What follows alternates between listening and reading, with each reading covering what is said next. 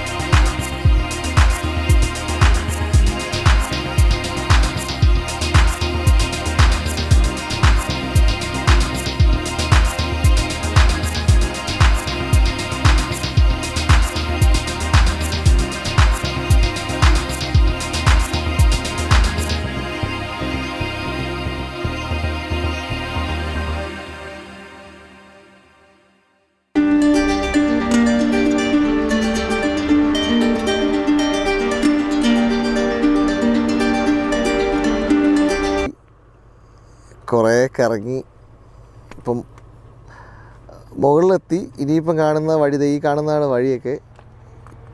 ഇനി ഒരുപാടുണ്ടെന്ന് എനിക്ക് തോന്നുന്നു. ചിലപ്പോഴേ അങ്ങോട്ട് പോകത്തുള്ളൂ. പക്ഷെ നല്ലൊരു സ്പോട്ട് നമ്മൾ വേറെ കണ്ടിരുന്നു ഇടയ്ക്ക് വന്ന വഴിക്ക്. അപ്പോൾ അവിടെ നിന്ന് ഉള്ള കാഴ്ചകൾ കാണിക്കാം. ഇതാണ് വഴിയൊക്കെ. ഇങ്ങനത്തെ വഴിയാണ് നമ്മൾ കയറി വന്ന മൊത്തം.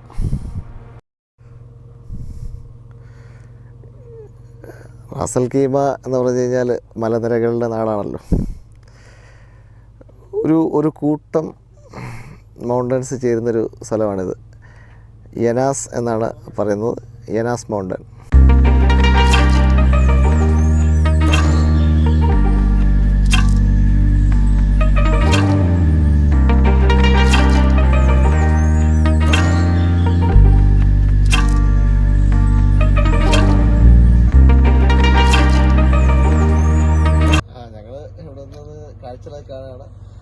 ഒറ്റയ്ക്കല്ല, കസിൻസിന്.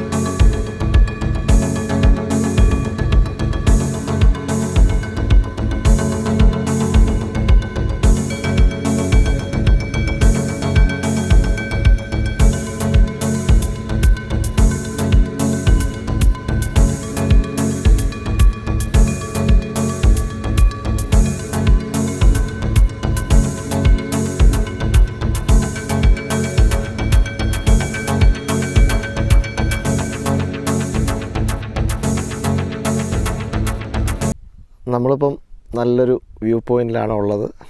ഈ കാണുന്നതാണ് നമ്മൾ കയറി വന്ന വഴി. വളഞ്ഞ് കിടക്കുന്ന ഒരു വഴിയാണ്. കച്ച റോഡാണ് ഫുള്ള്. അപ്പം 4 വീൽ വണ്ടിയാണ് നല്ലത്.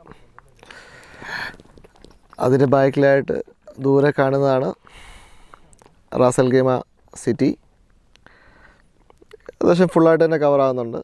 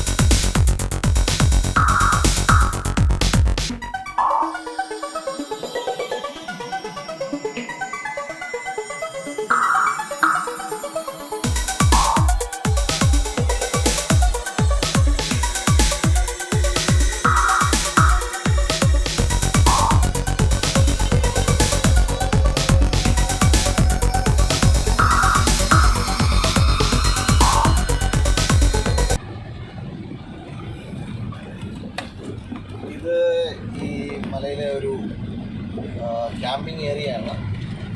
അത്യാവശ്യം സ്പേസ് ഉണ്ട് ഇവിടെ. ഒരുപാട് കുടുംബങ്ങളൊക്കെ രാവിലെ ഉണ്ടായിരുന്നു. ഇപ്പോൾ എല്ലാവരും പോകും. കുറേ വണ്ടികളൊക്കെ ഞങ്ങൾ കയറിപ്പോയപ്പോൾ കണ്ടായിരുന്നു.